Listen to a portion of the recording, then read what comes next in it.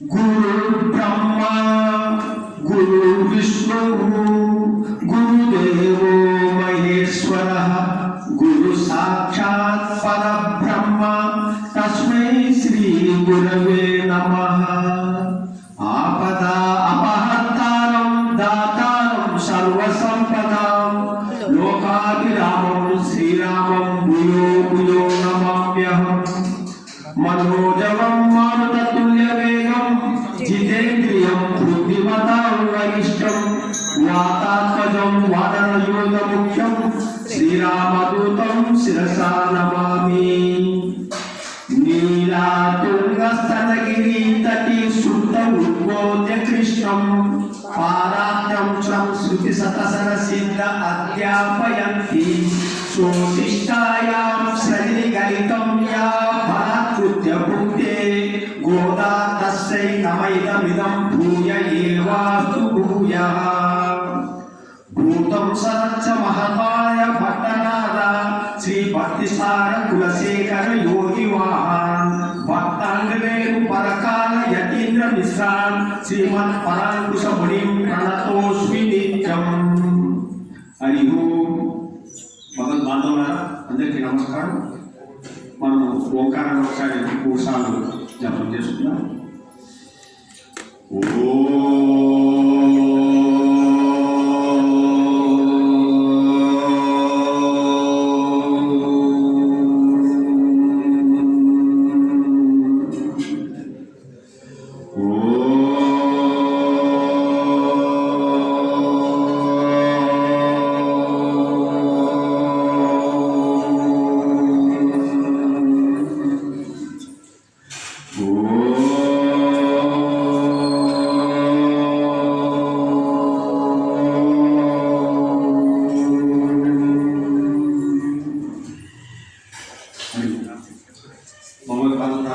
అందరికీ హృదయపూర్వక నమస్కారం. ఈరోజు మనం 6వ మాసం. ఇది నిన్న రాత్రి గోదాదేవి తన యొక్క స్నేహితులైన గోపికలందరినీ కలిసి శ్రీకృష్ణుడి దగ్గర మాట్లాడి రేపు ఉదయం ప్రాతకాలమే శ్రీకృష్ణుడి దగ్గరికి వస్తాము అని నిర్ణయం చేసుకున్నారు అన్నమాట. వచ్చి ఎవరి ఇళ్ళకు వాడు వచ్చి పండుకున్నారు. తెల్లారింది. గోదాదేవి మిగిలిన గోపికలందరూ అనుకున్న స్థలానికి వచ్చి నిల్చున్నారు. అప్పుడు చూస్తే ఇంకా కొంతమంది రాలేదు. ఎంతమంది అంటే ఒక 10 గోపికలు రాలేదని చెప్పారు. ఆ 10 గోపికలు ఇక్కడ పక్క ఇంటి వాళ్ళు ఈ 10 గోపికలు రాలేదు. కాబట్టి ఆ 10 గోపికలు కూడా లేపుకొని మనము కృష్ణుని దగ్గరికి వెళ్ళాలని నిర్ణయించుకున్నాం. ఇక్కడ ఈ 10 గోపికలు అంటే అమ్మవారు గోదాదేవి ఏమంటుందంటే ఈ 10 గోపులు ఎవరంటే అల్వార్లు. 10 అల్వార్లు, 10 మంది అల్వార్లని ఆ అల్వార్లని గోపికగా భావించి నిద్రలేపు. అల్వార్లు అంటే ఇప్పుడు మన దగ్గర గరుడ అల్వార్ అంటే ప్రతి దేవాలయంగా అల్వార్లను ప్రతిష్ఠిస్తారు. మూల విరామితులు కూడా అల్వార్లు ఉంటేనే అది దివ్య దేశం అంటారు. విష్ణు ఆలయంలో అల్వార్లు తప్పక ఉంటారు. అల్వార్లు లేని దేశము ఆ దేవాలయం దివ్య దేశం కాదు అని చెప్తారు. అందుకోసమే అల్వార్లు ప్రతి దేవాలయంలో మనము ప్రతిష్ఠించడం జరుగుతుంది.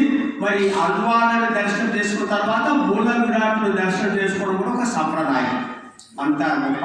ఈ 10 అల్వార్లను మనం లేపడం జరుగుతున్నమాట. ఎవరు? గోదాదేవి. ఇక్కడ ఒక కొత్త సంప్రదాయం మనకు గోదాదేవి చెబుతుంది. ఏంటంటే పరమాత్ముని మనము ఆశ్రయించాలి అనుకున్నప్పుడు భగవంతుని పొందాలంటే మన సొంత ప్రయత్నము అనుకోరాదట. మన సొంత ప్రయత్నం వలనే భగవంతుని పొందొచ్చు అని అనుకోరాదు. ఏం చేయాలంటే ఇదివరకు బ్రహ్మ అనుభవం పొందినటువంటి బ్రహ్మ అనుభవంలో నిష్ణాతులైనటువంటి వారిని తోడుగా చేసుకొని వారి సహకారంతో పరమాత్మ సన్నిధికి పోవాలి అని మనం చెబుతుంది అమ్మవారు. ఇది సంప్రదాయం. ఆ సంప్రదాయాన్ని పాటించి అంటే ఇదివరకు బ్రహ్మానుభవంలో నిష్ణాతులైనటువంటి ఆచార్యులు కానీ ఆ అనుభవం పోవాలి. వాళ్ళ యొక్క పురుషాకారముతోనే మనము భగవంతుని దగ్గరికి పోవడము అనే సాంప్రదాయం అనుసరించి గోదాదేవి ఈ గోపికలను ఇవ్వడం జరుగుతుంది. ఇది మనము ఒక స్థూలాంశంగా. ఇప్పుడు ఈ పాత్రాన్ని ఒకసారి అనుసంధానం చేసుకున్నాం. புள்ளும் சிலிம்பினிகான் புள்ளரையின் கோயில் வெள்ளை விழிசெங்கன் பேரறம் கேட்டியோ பிள்ளாய் எழுந்துராய் பேயமுலை நஞ்சுண்டு கள்ள சகடம் கலக்கலிய கால் நோச்சி வெள்ளத்து அறிவில் துயிலமர்ந்த வித்தனை உள்ளத்து கொண்டு முடிவரகளும் யோகிகளும் மெல்ல வெள்ளின்று அறியன்ற பேரறம் உள்ளம் புகுந்து குளிர்ந்தேரோ రెంబావాయ్. ఇక్కడ పిల్లాయ్ అన్నది.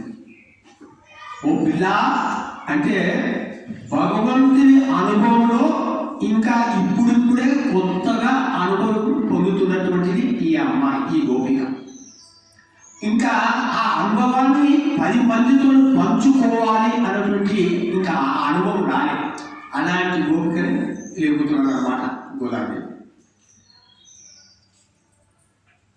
ఏమంటున్నారు? పుల్లు సిలింపిరికా. పుల్లు సిలింపిరికా అంటే పక్షులు కలకల రావు చేసుకుంటూ ఆహారం కోసం వెళుతున్నాయమ్మా. ఆ యొక్క పక్షుల శబ్దం వినబడతలేదా? పుల్లరయ్యి కోయిలల్ వెల్లై విలిసెంగన్. పుల్లరయ్యి అంటే పక్షులకు రాజైనటువంటి, పక్షులకు రాజులను గరుత్మంతుడు. గరుత్మంతుని వాహనముగా కలిగిన వాడు విష్ణువు. అంటే పుల్లరయ్యి కోయిలి అంటే గరుత్మంతుని వాహనముగా కలిగిన విష్ణుమూర్తి యొక్క దేవాలయంలో వెల్లై విలిసంగన్, తెల్లని శంఖములు, వెల్లై విలిసంగన్ పేరనము, ఆ యొక్క శబ్దము, ఆ నినాదము, ఆ ఓంకారము వినబడతలేదా తల్లి అని అన్నారు. అంటే ఆ లోపల గొప్ప లేవడం లేదు. ఎందుకు లేస్తలేదు అంటే వాళ్ళు వాళ్ళ నిద్ర వేరే. ఇప్పుడు నిద్ర అంటే ఏమిటి అని మనం ఆలోచిస్తే, మనం నిద్ర పోదామనుకున్నప్పుడు మన ఈ 10 ఇంద్రియాలు, ఒక మనసు, ఈ 11 ఇంద్రియాలు ప్రశాంతమైపోయి ఉన్నప్పుడే మనకు నిద్ర వస్తుంది. మన ఇంద్రియాలు అన్ని పనిని మానుకోవాలా, మన మనసు విశ్రాంతం ఉండాలి. అప్పుడు మన ఆత్మ పరమాత్మలో ఉన్నప్పుడు అప్పుడు నిద్ర, అది సుషుప్త అవస్థ అన్నమాట, అది నిద్ర. అయితే మనం కూడా ఈ నిద్ర అనుభవిస్తున్నాం. కానీ మన అందరిది నిద్ర తామసిక నిద్ర. అంటే భగవంతుని అనుభవం మనకు కలుగుతలేదు. ఎందుకంటే మనకు అవిద్య ఉన్నది, అజ్ఞానం ఉన్నది. మనలో అజ్ఞానం ఉన్నది కాబట్టి మనం నిద్రపోతున్నాం సుషుప్తిలో. మన ఆత్మ కూడా పరమాత్మలో వెళ్ళిపోతుంది. కానీ ఆ భగవంతుని అనుభవం మనకు దొరకలేదు. ఎందుకంటే అజ్ఞానంలో ఉన్నాం. ఆ అనుభవం లేదు కాబట్టి మనది తామసిక నిద్ర అన్నాడు. కానీ ఈ యోగుల నిద్ర ఎలాంటిదంటే భగవంతుని సాత్వికమైనటువంటిది. భగవంతుని విషయంలో నిద్రపోతున్నటువంటి వాళ్ళు వీళ్ళు, భగవంతుని విషయంలో నిద్రపోతున్నటువంటి వీళ్ళు ఆ భగవంతుని అనుభవం పొందుతున్నారు అనమాట. అందుకోసమే ఈ అమ్మాయి వింటలేదు. అయితే ఈ బయటలో గోపికలు ఏమంటున్నారంటే, మేము ఈ పక్షుల శబ్దం విని, ఈ దేవాలయంలోని శంఖం శబ్దం విని కంటే ముందు మేము ఎట్లా లేచినామని అడుగుతున్నామేమో, అది మేము ఎలా లేచినామో అది చెబుతాము అని చెబుతున్నాం. ఇప్పుడు ఓ పిల్ల, పేయములై నంజుడు. పేయములై నంజుడు అంటే పూతన, కంసుడితో పంపబడినటువంటి పూతన శ్రీకృష్ణుని చంపడానికి వచ్చింది. ఆ పూతననే రాక్షసి ఒక మంచి అందమైన గోపికలాగా మారి తన స్థలంలో విషం పెట్టుకొని ఆ స్థలం ద్వారా శ్రీకృష్ణుడికి స్థాపించి ఆ విషాన్నితో శ్రీకృష్ణుని చంపాలనేటువంటి దురుద్దేశంతో ఆ పూతన ఆ యొక్క యశోద ఇంటికి వచ్చడం జరిగింది. యశోదాదేవి అందరూ ఈమె కూడా ఒక గోపిక, ఎవరు బంధువు అనుకొని ఎంతో అందంగా ఉన్నది ఈ గోపిక. తన కుమారుడిని ఈ అమ్మాయికి ఇవ్వడం జరిగింది. ఈ పూతన రాక్షసి తన స్థలంలో ద్వారా విషముని శ్రీకృష్ణుడికి ఇవ్వడం జరుగుతుంటే ఆ శ్రీకృష్ణుడు విషముతో పాటు ఆమె ప్రాణాలు తెలిసి ఆమెకు సద్గతి ప్రసాదించినటువంటి వాడు శ్రీకృష్ణ పరమాత్మ. ఆ తర్వాత కళ్ళ శకటం కలియ కాలు వచ్చి. కళ్ళ శకటం అంటే ఒక రాక్షసుడు, శకటం అంటే బండి రూపంలో వచ్చి, రాక్షసుడు బండి రూపంలో వచ్చి శ్రీకృష్ణుడు చంపదలిచాడు. ఆ శకటాసురుడు తన కాలుతో తన్ని వాడి సందులు, వాడి చేతులు, వాడి కాళ్ళు రకరకాలుగా ఊడిపోయేటట్టు వాడిని సంపాదించినటువంటి వాడు. అలాంటి వాడు వెళ్ళత్తు అడవిలు తురిలమంద విత్తనై. వెళ్ళత్తు అడవిలు అంటే పాల సముద్రంలో ఆది శేషుని పైన యోగ నిద్రలో ఈ ప్రపంచానంతటిని రక్షించాలనే చింతతోటి ఈ సమస్త ప్రపంచానికి కారకుడైనటువంటి ఆ పరమాత్ముని యొక్క నామాలని ఉల్లంపుకుందు హృదయంలో పెట్టుకొని యోగులు మునులు హరి హరి హరి హరి హరి హరినామం కీర్తన చేస్తూ ఉంటే ఆ హరినామ కీర్తనము ఓ అమ్మ మా హృదయంలో ప్రవేశించి మా హృదయాన్ని చల్లవరిచి ఆ చల్లపడుతు క్రితం మెల్లగా మెల్లగా లేచి ఆ శబ్దాన్ని వింటూ మెల్లగా లేచామమ్మా. అది మా హృదయంలో వెళ్ళి మమ్మల్ని లేపింది. నువ్వు కూడా లేచి రావమ్మా అని. అప్పుడు ఆ అమ్మాయి లేచి రావడం జరిగింది. ఇక్కడ పూతన అంటే ఎవరు? ఈ శకటాసురుడు అంటే గోదాదేవి పూతనే ఎందుకు తీసుకున్నది, శకటాసురుడు ఎందుకు చెప్పింది వృత్తాంతం? ఎంతో మంది రాక్షసులు ఉండగా మొట్టమొదట పూతన శకటాసుర రాక్షసుడు ఎందుకు చెప్పింది అంటే బాగా ఆలోచన గురుముఖంగా మనకు తెలిసింది ఏంటంటే పూతన అంటే ప్రకృతి, ఈ నేచర్. పూతన ఏం చేసింది? తన స్థలంలో విషయం పెట్టుకొని వచ్చి శ్రీకృష్ణుడు చెప్పదలిసింది. పూతన అంటే ఈ ప్రకృతి. ఈ ప్రకృతి కూడా తన రెండు స్థానముల ద్వారా అంటే మమకారము అహంకారం ఈ ప్రకృతిలో మనకు రావడం చోటనే ఎవరైతే ఈ ప్రకృతిలో మనము జన్మ తీసుకున్నామో అప్పుడు వెంటనే మనం ఏం ఆహరించిందంటే మమకారము అహంకారం మనం పట్టుకుంటే ఈ ప్రకృతి తన రెండు స్థానముల ద్వారా మమకారము అహంకారం అనే విషయ పదార్థాలు ఈ విషయాలన్నింటినీ మనకు విషంలాగా ఇచ్చి మనని సంపాదించుకుంటుంది ఈ ప్రకృతి. ఎప్పుడైతే ఈ యొక్క మమకారం అహంకారం అనే విష పదార్థాలు ఈ విషయాలు విషయంలాగా మనల్ని ఇచ్చి సంపాదించుకున్నప్పుడు వీటి నుండి మనం రక్షించబడాలంటే ఈ విషయాలనే రుచిని కృష్ణార్పణం కృష్ణార్పణం అంటూ మనం కృష్ణుడికి అర్పణం చేస్తే ఈ మమకారము ఈ అహంకారం అనే ఈ విష పదార్థాలు మనకు అంటవు అని తెలియజేస్తుంది. రెండోది శకటం అంటే బండి.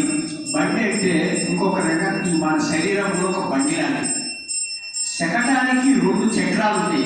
అప్పుడే ఆ రెండు చక్రాలు ఉన్నప్పుడే ఆ బండి నడుస్తుంది. ఈ శరీరంకు రెండు చక్రాలు ఏంటిది? పాపము పుణ్యం. ఈ పాపము పుణ్యం అనే రెండు చక్రాలు ఉండడం వల్లనే మనకి శరీరం వస్తుంది. వేదాంతం యొక్క సారం అంటే ఇదే మనకి కర్మ సిద్ధాంతంలో. కర్మ చేస్తున్నప్పుడు మనకు పాపము పుణ్యం వస్తుంది. ఈ పాపము పుణ్యం అనే ఈ శరీరానికి ఉండడం చక్రాలు. ఈ పాపము పుణ్యం ఉన్నంత కాలము ఈ యొక్క శరీరం ఉంటుంది, బండి ఉంటుంది. అంటే ఈ శరీరం నడవాలంటే ఈ శరీరం పుడుతుంది ఎందుకోసం అంటే పాపాన్ని అనుభవించాలా పుణ్యాన్ని అనుభవించాలి. ఈ పాపము పుణ్యం రెండు సమాప్తమైందనుకో మనకి శరీరం రాదు. అదే మోక్షం. సో ఎంతకాలము మనం ఈ పాపము పుణ్యం చేసినా కూడా పుణ్యం అనుభవించడానికి శరీరం రావాలి. పాపం చేసినా కూడా పాపం అనుభవించడానికి ఈ శరీరం రావాలి. ఈ మనిషి జన్మ ఎందుకు వచ్చిందంటే పాపము పుణ్యం అనుభవించడానికి మనిషి జన్మ. అంటే మనలో పాపం ఉన్నది పుణ్యం ఉన్నది. మనిషి అన్న వాడు ఈ భూమి మీద పుట్టిందంటే వాడికి పాపము పుణ్యం ఉన్నది. పుణ్యమే ఉన్నవాడు పుట్టిందంటే వాడు పైలోకంలో దేవతగా పుట్టిండు, వాడు పుణ్యమే చేసిండు. పాపమే పుట్టినవాడు ఉన్నాడంటే వాడు నరకంలో పాతాళం, వాడు రాక్షసుడు. పుణ్యము పాపము రెండు కలిసి పుట్టిన వాడు ఎవడంటే ఈ మానవుడు. ఈ పుణ్యము పాపం మనకు పోవాలి అనుకున్నప్పుడు మనం ఏదైతే పని చేస్తున్నామో ఈ ప్రపంచంలో మానవుడు బుద్ధి ఏ పని చేసినా ప్రతి పనిని ఆ పరమాత్మకు సమర్పించాలి. నేను చేస్తలేను, ఓ పరమాత్మ నువ్వే చేస్తున్నావు అన్న భావన రావాలి. అప్పుడు ఏమవుతుందంటే నేను కర్మ చేసినప్పుడు ఆ ఫలం నీ కర్మ రాదు. ఆ కర్మ ఫలాన్ని పరమాత్మకు అర్పించేస్తున్నావు. అది పుణ్యఫలమైనా పాపఫలమైనా ఓ స్వామి ఈ పని చేస్తున్నా ఇది నీకే. నేను ఒక దానం చేస్తున్నా ఈ పుణ్యం వస్తుంది స్వామి ఇది నీకే. నేను ఈ పని చేస్తున్నా ఆ పని యొక్క లాభము కానీ ఆ యొక్క ఫలం కానీ ఆ పరమాత్మకు అర్థం చేశాను. ఇది నేర్పుతుంది. ఎప్పుడైతే మనం ఈ పాప పుణ్యాలని అంటే మనం ఏ పని చేసినా సమస్త పనులని పరమాత్మకు అర్పిస్తే మనకి ఈ పాప పుణ్యం ఉండకుండా ఈ కర్మబంధం ఉండకుండా మనకు ముక్తి రావడానికి ఒక అవకాశం దొరుకుతుందని మోక్ష సిద్ధాంతం కూడా అంటే అమ్మవారి ఇలా తెలియజేస్తుంది. ఇది శకటాసుర వర్ణన. ఇలాంటి తర్వాత మేమెందుకు లేచినామని చెప్పింది కదా. ఎందుకు లేచినాం మేము? పరమాత్మ ఎవడని చెప్తుంది అమ్మవారు గోదాదేవి. ఎవరు? వెళ్ళొద్దు అడవిని తుడిలమనంద విత్తనై. విత్తనై అంటే విత్తు. ఒక వృక్షానికి మూలం ఏంటిది? విత్తనం. ఈ ప్రపంచానికి మూల పురుషుడు ఎవరు? పరమాత్మ. ఈ ప్రపంచం మొత్తానికి ఒక్కడే పురుషుడు, ఆయన పరమాత్మ. చెబుతున్నాను వెళ్ళొద్దు అడవిని తుడిలమనంద విత్తనై. విత్తనై విత్తు లాంటి వాడు. విత్తు అంటే బీజం లాంటి వాడు. అలాంటి పరమాత్మ ఎవరున్నాడు? పాల సముద్రంలో ఆది శేషుడు పైన యోగ నిద్రలో ఈ ప్రపంచాన్నంతటిని రక్షించాలనే చింతతోటి ఈ సమస్త జగత్తుకు కారణమైనటువంటి ఆ పరమాత్మని ఆ శ్రీమన్నారాయణ్ణి హృదయంలో ఉంచుకున్నారు. ఎవరు? గురులు, యోగులు. ఆ గురులు ఆ యోగులు ఉంచుకొని నిద్ర లేస్తున్నప్పుడట ఆ హరి లోపల ఉన్నాడు కదా. హరికి ఏమాత్రము ఇబ్బంది కలగకుండా మెల్లగా లేస్తూ హరి హరి హరి అంటూ లేస్తున్నారు అనమాట. అంటే మనం నిద్ర లేసేటప్పుడు హరి హరి అంటూ లేవాలని ఇంకొక సాంప్రదాయం మన గోదాదేవి చెప్తున్నది. మనం గబాల నిద్ర లేసి మనం పనికి పరిగెత్తకూడదు. హరి హరి ఓ స్వామి నీ అనుగ్రహం, నేను నీ అనుగ్రహంలో లేచానని ఆ స్వామికి ఒకసారి కృతజ్ఞతలు చెప్పుకుంటూ భూదేవికి క్షమాపణలు చెప్పుకుంటూ మన పనులు ప్రారంభించాలి అని ఇంకొక రహస్యం మనకు అందజేస్తున్నది గోదాదేవి. ఈ రకంగా ఇంత భక్తి ఈ అల్వారు లోతైన వాళ్ళు. ఈ అల్వారు బాగా భక్తి తెలిసిన వాళ్ళు. అంటే ఇప్పుడున్న అమ్మాయి ఎందుకు నిద్ర లేవలేదంటే భగవంతు అనుభవంలో ఉండదు. అయితే ఈ భగవంతుని అనుభవం కూడా భిన్న భిన్న దశలునే. అంటే భక్తి అనుభవం కూడా ఒక దశ ఒక దశ ఒక దశ. ఈ 10 మంది అల్వార్లు కూడా ఒక్కొక్క దశలో నిలిచి ఉన్నారన్నమాట. ఒక భక్తి విషయం చెప్పాలంటే భక్తి, మధుర భక్తి, రాగాత్మక భక్తి, ఇలా ఎన్నో భక్తులున్నాయి, దశలున్నాయి. కృపాలు చెప్పినాడు ఒక భక్తుడిని హైయెస్ట్ మనం అది మనకు కాదు కదా. శ్రీకృష్ణ పరమాత్మ కూడా ఆ భక్తి రాలేదట. రాధాదేవి ఉన్నది ఆ భక్తి. ఆ భక్తి పేరు మాధన భక్తి. మాధన భక్తి రాధ దగ్గర ఉన్నది కాబట్టి శ్రీకృష్ణుడు రాధాదేవి కాళ్ళు పట్టుకున్నాడు. అది ఈ భక్తి దశలో అంత హైయెస్ట్ దశ ఎవరు చేరుకున్నంటే రాధనే చేరుకుంది. ఎవరు చేరుకోలేదు. అంత హైయెస్ట్ దశ. కృపాలు చెప్పడం జరిగింది. జగద్గురు కృప అది నేను విన్నాను కాబట్టి ఆయన పేరు చెబుతున్నారు. మాధన భక్తిలో అంత భక్తిలో కాబట్టి మీరు ఎప్పుడన్నా ఫోటోలు చూసిండొచ్చు. రాధాదేవికి కాలు చూస్తున్నట్టు శ్రీకృష్ణుడు చూపెడతారు. అంటే మాధనా భక్తి పొందినటువంటి రాధాదేవి ఆ దశకు శ్రీకృష్ణుడు కూడా చేరుకోలేదట. అంటే భక్తి పారవశ్యం అయిపోతుందని చెప్తున్నాం కదా. అట్లా భక్తి పారవశ్యమైనప్పుడు ఇప్పుడు కౌశల్య, మన దేవకి, అదితి, దేవహూతి వీళ్ళందరికీ దాసుడైపోయాడు. ఆ రాధదేవికి ఇంకా దాసుడైపోయాడు. అంత మదనా భక్తి కలదన్నమాట. అట్లా ఈ భక్తి దశలున్నాయి. ఈ భక్తి దశలు ఉన్నటువంటి ఈ 10 మంది అల్వార్లను ఈ రోజు చిన్నగా అనుభవంగా పొందిన అల్వార్లు పిల్లారని ఈ విధంగా 10 మందిని లేపుతుంది. 10 మంది దశ ఏంటిదో కూడా మనకు తెలియజేస్తుంది. ఆ దశకు పోవాలి మనం. అంటే ఈ వ్యాపారాలు, మనం ఈ యొక్క ఇంద్రియ వ్యాపారాలన్నిటినీ తగ్గించేసి మనసును కూడా ఆ పరమాత్మలో పెట్టి ఈ ఆత్మతోని ఆ పరమాత్మలో లయం చేసి ఎలాంటి బాహ్య దృష్టి లేకుండా, ఎలాంటి శబ్దం లేకుండా అలా మౌనంగా ఉండడమే ఈ భగవత్ అనుభవం. ఆ అనుభవం పొందాలని గోదాదేవి మనకు ఈ యొక్క తిరుపోయిన ప్రబంధాన్ని అందించింది. మెల్లగా మెల్లగా మనం ఆ అనుబంధాన్ని జరుగుతాం. ఆమె ఎలా చెప్పిందో అలా ప్రయత్నం చేస్తూ అందులో మునగడానికి ప్రయత్నిస్తూ ఆ అమ్మవారి కృపకు అందరూ పాత్రలను కోరుకుంటూ హరే నమః హరే నమః హరే నమః.